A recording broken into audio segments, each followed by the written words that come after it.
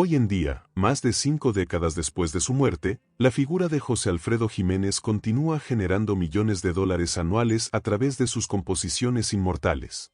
Sin embargo, este patrimonio artístico se encuentra envuelto en un caos administrativo y legal sin precedentes. Más de 30 herederos reclaman derechos sobre una colección de 300 canciones que permanece bajo gestión deficiente desde la muerte de Paloma Gálvez en 2018. Las interpretaciones de artistas de renombre mundial como Luis Miguel y Alejandro Fernández han llevado la música de Jiménez a audiencias globales, generando ingresos considerables que jamás se distribuyeron equitativamente entre las familias rivales, los Jiménez Gálvez y los Jiménez Medel. La muerte del primogénito José Alfredo Jr. en 2021 intensificó aún más los conflictos sucesoriales, dejando un panorama de disputas irresolutas que contrastan dramáticamente con la belleza inmortal de sus melodías. Suscríbete ahora mismo, activa la campanita y prepárate. Porque aquí revelamos el lado oculto de las grandes leyendas. José Alfredo Jiménez García nació el 19 de diciembre de 1926 en Dolores Hidalgo, cuna revolucionaria del estado de Guanajuato, México. Su infancia transcurrió en un contexto de estabilidad relativa, pero cuando apenas contaba 10 años, la muerte de su padre en 1936 desencadenó una cascada de traumas que marcaría profundamente su carácter y sus futuras relaciones interpersonales. La pérdida paternal no fue simplemente una tragedia familiar, representó el colapso económico del hogar Jiménez. Sin recursos y con una madre abrumada por la responsabilidad de mantener a su descendencia, la familia se vio forzada a realizar una mudanza desesperada hacia la Ciudad de México. A los 11 años, José Alfredo abandonó sus raíces provinciales para enfrentar la dureza de la metrópoli. En la capital mexicana, el joven Jiménez trabajó inicialmente como mensajero en diversos establecimientos comerciales, ganando apenas lo suficiente para ayudar al sustento familiar. Posteriormente, su voz natural y su intuición musical lo llevaron a conseguir empleo como cantante de restaurante, donde interpretaba temas populares para clientes adinerados.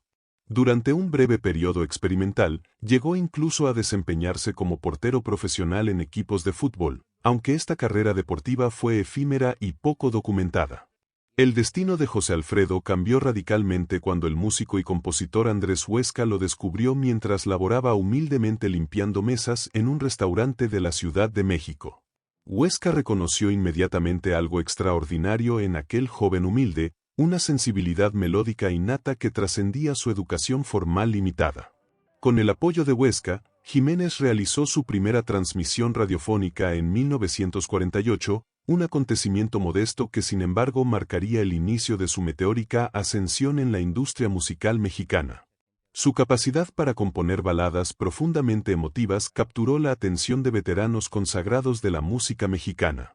El verdadero catalizador de su éxito fue el arranjador y compositor Rubén Fuentes, figura titánica en la música mexicana que trabajó extensamente con Jiménez desarrollando un método compositivo único. José Alfredo silbaba sus melodías con una precisión hipnotizante, mientras Fuentes las transformaba en arreglos orquestales sofisticados que realzaban la crudeza emocional de cada tema.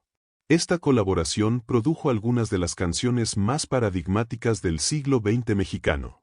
Artistas de la envergadura de Jorge Negrete, el legendario Charro Cantor, Pedro Infante, símbolo del cine de oro mexicano, y Lola Beltrán, la Alondra de Torrejón, adoptaron rápidamente las composiciones de Jiménez, llevándolas a un reconocimiento masivo.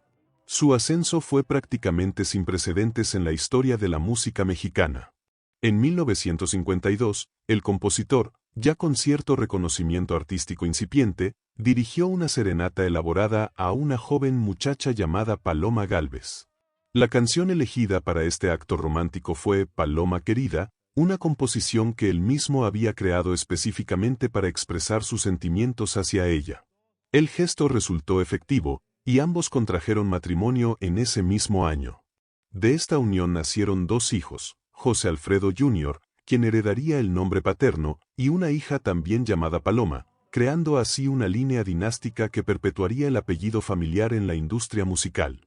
Sin embargo, casi desde el inicio del matrimonio, Jiménez manifestó un patrón compulsivo de comportamiento destructivo que define toda su vida adulta, infidelidades sistemáticas, alcoholismo progresivo y abandonos recurrentes que sumieron a su familia en incertidumbre emocional constante. Paloma soportó estos ultrajes durante 8 años hasta que en 1960, incapaz de continuar bajo tales circunstancias, se separó de facto de su marido. Lo particularmente cruel de esta separación fue que Jiménez jamás firmó los papeles de divorcio legal, un acto deliberado que mantuvo a Paloma atrapada en un estado matrimonial ficticio, imposibilitada de rehacer su vida con dignidad. Esta negativa legal tendría consecuencias inmensas décadas después, cuando su firma autorizaría las gestiones administrativas del patrimonio musical. Mientras aún permanecía casado legalmente con Paloma Gálvez, José Alfredo inició una relación clandestina con Mary Medel, una actriz que destacaba en la cinematografía mexicana de los años 60. Durante 11 años, Jiménez presentaba públicamente a Mary como su esposa legítima, una mentira que ella aparentemente aceptó, compartiendo con él la crianza de 4 hijos, Guadalupe, José Antonio, Marta y José Alfredo, quien llevaría el mismo nombre que su padre y su hermano mayor. Mary construyó su vida sobre la suposición de que poseía un vínculo matrimonial válido con uno de los compositores más celebrados de México. Sin embargo, la ilusión se desmoronó cuando descubrió que su matrimonio carecía completamente de validez legal. Jiménez, simplemente, desapareció de sus vidas, evaporándose de la esfera pública sin ofrecer explicación alguna a la madre de sus 4 hijos ni a los niños que llevaban su sangre. Esta deserción fue particularmente devastadora porque Mary no tenía derechos legales sobre el compositor ni acceso a ningún tipo de pensión o manutención. Quedó desamparada, junto a sus vástagos, sin posibilidad de reclamar públicamente su relación con el famoso músico. La promiscuidad amorosa de Jiménez no se limitaba a matrimonios sucesivos, operaba simultáneamente en múltiples dimensiones. La cantante Lucha Villa, figura icónica de la música ranchera mexicana, mantuvo una relación romántica documentada con el compositor. Su hija, Rosa Elena Miller, confirmó públicamente esta conexión, proporcionando evidencia testimonial que disipaba las dudas sobre la magnitud de las infidelidades del compositor. Paralelamente, Jiménez mantuvo una correspondencia secreta con Irma Serrano, la famosa Tigresa, que fue revelada décadas después. Esta comunicación clandestina inspiró la composición de Si nos dejan, una canción que encapsula la ternura y el anhelo de un romance prohibido que jamás pudo consumarse completamente en la luz pública. Existe asimismo una controversia considerable respecto a la dedicatoria de Ella, una de sus composiciones más reconocibles internacionalmente. Se ha especulado persistentemente que fue escrita para María Félix, la diva suprema del cine mexicano, aunque la atribución nunca fue confirmada de manera definitiva. Lo que sí es cierto es que Jiménez dedicaba idénticas canciones a diferentes mujeres, alterando ligeramente letras o contexto según le convenía, una práctica que revela una notable frialdad comercial combinada con cinismo emocional. Si todas las relaciones anteriores de José Alfredo Jiménez fueron problemáticas, su vinculación con Alicia Juárez trascendió hacia dimensiones genuinamente siniestras y patológicas. Conoció a Alicia cuando ella apenas tenía 17 años y él había cruzado ya la barrera de los 40, una diferencia de poder abismal que predisponía la relación hacia la dominación y la explotación. Con meticulosidad premeditada, Jiménez moldeó a Alicia, transformándola en una artista de carrera profesional bajo su tutela, creándola artísticamente mientras la hacía depender completamente de él para cualquier oportunidad laboral o reconocimiento. Esta dependencia funcional fue deliberada, diseñada para asegurar su control total sobre sus movimientos, decisiones y autonomía personal. Posteriormente, Jiménez insistió en contraer matrimonio con Alicia en California, un acto que creía, erróneamente, le permitiría obtener la libertad legal que buscaba. Sin embargo, aún estaba legalmente casado con Paloma Gálvez, lo que significaba que este segundo matrimonio tampoco tenía validez jurídica. Incluso durante esta relación supuestamente más seria, José Alfredo continuaba sus escapadas románticas paralelas sin restricción alguna. El libro Cuando viví contigo, escrito por la propia Alicia Juárez años después de su separación, constituye un testimonio desgarrador de la violencia sistemática que sufrió bajo el dominio de Jiménez. No se trataba de arrebatos ocasionales de cólera, sino de un patrón cíclico y predecible que se repetía con monotonía infernal, El periodo de luna de miel caracterizado por apariencia de ternura y reconciliación, la fase de acumulación de tensión donde cualquier acción menor de Alicia generaba crítica y castigo verbal, el estallido de violencia física cruda, seguido por el ciclo de penitencia donde Jiménez suplicaba perdón, prometía cambiar, traía flores y regalos. Los primeros golpes llegaron en la Avenida Reforma, una de las arterias principales de la capital mexicana.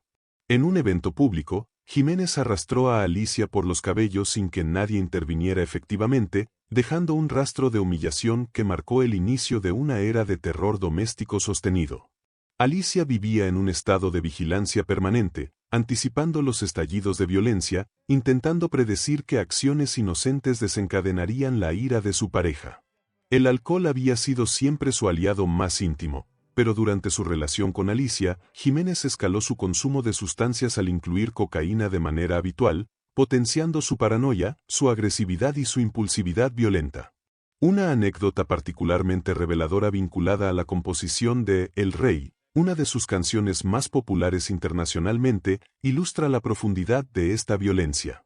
Según el relato de Alicia, El Rey fue compuesta en circunstancias donde ella, en un acto de autopreservación, cerró una puerta para protegerse de los ataques físicos de Jiménez. Esta canción, frecuentemente interpretada como un himno de arrogancia y orgullo ilimitado, emerge en realidad de un acto de defensa de una mujer siendo golpeada por el hombre que la supuestamente amaba. Vicente Fernández Gómez, quien posteriormente se convertiría en el rey de la música ranchera, título que curiosamente nunca reivindicó formalmente contra la canción de Jiménez, desarrolló un interés romántico en Alicia Juárez. Su intención era clara, conquistarla, aparentemente ofreciéndole una vía de escape de su relación abusiva con Jiménez. José Alfredo percibió esta amenaza como una afrenta personal intolerable. En respuesta, procedió a humillar públicamente a Vicente, utilizando su estatus ya considerable en la industria musical para socavar la reputación del más joven competidor. Este acto de humillación pública generó un rancor profundo que Vicente guardó silenciosamente durante décadas. Existe una teoría plausible, aunque no completamente verificada, respecto a la canción Las llaves de mi alma, una composición que Vicente Fernández popularizó significativamente. Según especulaciones musicológicas, Jiménez habría proporcionado originalmente esta canción a Alicia, quien posteriormente la compartió con Vicente como gesto de apoyo o gratitud.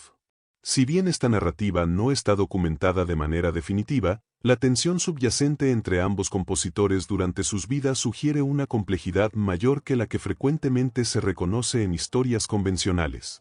Hacia finales de los años 60, el organismo de José Alfredo Jiménez comenzó a manifestar el castigo acumulado de décadas de abuso sistemático de alcohol.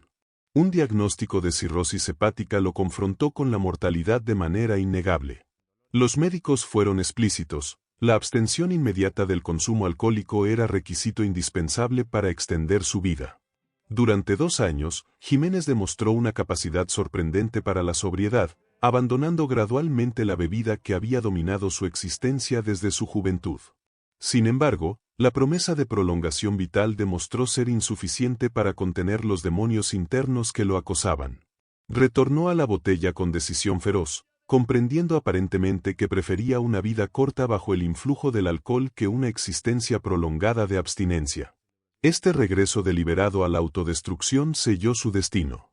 En febrero de 1973, José Alfredo fue hospitalizado en graves condiciones, iniciando un calvario de 9 meses de agonía física y psicológica. Durante estos meses de confinamiento hospitalario, su cuerpo se deterioró progresivamente, dañado irreversiblemente por la enfermedad hepática avanzada. Sorprendentemente, durante este periodo de declive, Jiménez realizó una última aparición televisiva donde interpretó Gracias, una canción que adquiere dimensiones poéticas cuando se considera que fue posiblemente su despedida consciente del mundo. La actuación fue débil, casi fantasmal, proporcionando a sus seguidores una última imagen del compositor antes de su desaparición definitiva. José Alfredo Jiménez expiró el 23 de noviembre de 1973, a la edad de apenas 47 años. Su vida había sido abreviada dramáticamente por sus propias elecciones, consumida por pasiones que rehusaba gobernar y adicciones que rehusaba abandonar de manera permanente. Las circunstancias de sus últimos días revelan la complejidad moral de su legado. Alicia Juárez, a pesar de los años de abuso sistemático que había soportado, retornó al lado de su agonizante expareja, proporcionándole compañía en su hora más oscura. Este acto de compasión por parte de alguien que había sido brutalmente maltratada sugiere una complejidad psicológica que trasciende la simple narrativa de víctima y victimario. La capilla ardiente, donde se veló el cuerpo de Jiménez, fue testigo de un encuentro silencioso pero profundamente significativo. Paloma Gálvez, su primera esposa, la mujer que lo había mantenido legalmente casada durante toda su vida, se encontró cara a cara con otras mujeres que habían amado, sufrido y perdido al compositor. El dolor silencioso de este encuentro, donde múltiples víctimas compartían el mismo espacio de duelo, capturó la esencia trágica de la vida de José Alfredo. La presencia de Chavela Vargas, la legendaria compositora e intérprete que había conquistado audiencias en toda América Latina y Europa, en las ceremonias fúnebres, añadió otra dimensión a este drama ya complejo. Vargas había sido contemporánea de Jiménez en la lucha por expresar las emociones más profundas de la condición humana a través de la música. El testamento de José Alfredo fue sorprendentemente simple. Legó la totalidad de sus bienes a Paloma Gálvez, su primera esposa, aquella mujer que él había traicionado repetidamente pero nunca divorciado legalmente. Quizá en un acto final de reconocimiento de su culpa, o tal vez simplemente por defecto administrativo, Paloma se convirtió en la custodian de su vasto patrimonio musical. Durante más de 40 años, desde 1973 hasta 2018, Paloma administró, protegió y organizó una colección de aproximadamente 300 composiciones, asegurando que la música de Jiménez no se perdiera en el caos de su sucesión. Fue una tarea monumental que ella ejecutó con dedicación, a pesar de que nunca fue públicamente reconocida como la arquitecta de la preservación del legado del compositor. Sin embargo, cuando Paloma Gálvez falleció en 2018, quedó evidente que no había establecido mecanismos claros para la sucesión ordenada de esta responsabilidad. La muerte de José Alfredo Jr. en 2021 intensificó aún más la fragmentación del patrimonio. Hoy en día, más de 30 herederos representando múltiples relaciones y familias luchan incesantemente por derechos sobre la colección de canciones. Las familias Jiménez Gálvez y Jiménez Medel se encuentran en conflicto permanente, mientras que otras ramas familiares mantienen sus propios reclamos. La música continúa generando millones de dólares anuales, especialmente cuando artistas como Luis Miguel, cuya interpretación de La Marcha de Zacatecas llevó las composiciones de Jiménez a audiencias globales, o Alejandro Fernández, heredero artístico de la tradición ranchera, seleccionan sus canciones para sus álbumes. Las versiones contemporáneas de sus obras, ejecutadas por artistas de renombre internacional, generan royalties considerables que permanecen atrapados en disputas legales sin resolución, beneficiando a bufetes de abogados más que a los descendientes del compositor. José Alfredo tenía un hermano menor, Ignacio, quien aparentemente mantuvo una relación menos conflictiva con el compositor que la que él cultivó con el mundo exterior. Ignacio representaba quizá una conexión con los orígenes humildes del compositor, con el joven de Dolores Hidalgo antes de que el éxito y las adicciones lo transformaran en alguien irreconocible. Repetidamente, a lo largo de sus años posteriores de mayor éxito, Ignacio solicitó a su hermano que compusiera una canción dedicada a Guanajuato, su estado natal, un territorio que había moldeado los primeros años de José Alfredo antes de su traumático exilio hacia la capital mexicana. La respuesta del compositor fue invariablemente la misma, una frase que se convirtió en refrán melancólico entre los hermanos: «Hay más tiempo que vida, Nacho. Algún día». La promesa era recurrente pero siempre postergada, dilatada hacia un futuro que finalmente nunca llegó. Cuando la muerte de José Alfredo en 1973 cortó definitivamente la posibilidad, la canción nunca escrita sobre Guanajuato se convirtió en un símbolo de las promesas no cumplidas, de los proyectos abandonados, de la vida que podría haber sido pero que el compositor había deliberadamente ignorado en favor de sus pasiones más oscuras. José Alfredo Jiménez representa una paradoja profundamente perturbadora, un genio musical cuyas composiciones trascienden generaciones y continentes, un artista capaz de expresar con precisión quirúrgica los sentimientos más delicados y complejos del alma humana, combinado con un ser humano cuya conducta personal fue deplorable, destructiva y sistemáticamente abusiva. No puede simplemente condenarse su memoria sin reconocer la belleza imperecedera de su legado artístico. Simultáneamente, tampoco puede ignorarse la realidad de las mujeres cuyos cuerpos llevaban cicatrices físicas y psicológicas de sus actos de violencia. El dolor de Paloma Gálvez, Mary Medel y particularmente Alicia Juárez fue tan real, tan tangible, como las emociones elevadas que sus canciones continúan evocando en millones de oyentes décadas después de su muerte. La música de José Alfredo Jiménez sobrevive. Su herencia económica continúa generando conflictos irresolubles. Pero el hombre mismo, aquel compositor atormentado que transformó su propio dolor en arte trascendental mientras infligía dolor deliberado en aquellos que lo amaban, permanece como un recordatorio permanente de las complejidades morales que enfrentamos cuando el genio artístico se entrelaza inextricablemente con la brutalidad personal. La verdadera medida de su vida no radica únicamente en sus canciones inmortales, sino en el reconocimiento honesto de que la belleza creada jamás puede compensar completamente el sufrimiento infligido, que las palabras cantadas con precisión emocional nunca borran los golpes infligidos con violencia física, que el perdón, aunque posible, como lo demostró Alicia al regresar a su lado en su lecho de muerte, no elimina la necesidad de responsabilidad histórica y memoria. Al final, las canciones de José Alfredo Jiménez siguen vivas. Siguen sonando en cada rincón, en cada voz, en cada corazón que encuentra consuelo en sus letras. Pero detrás de esa eternidad musical, queda una historia incompleta, fragmentada entre amores rotos, heridas abiertas y un legado dividido.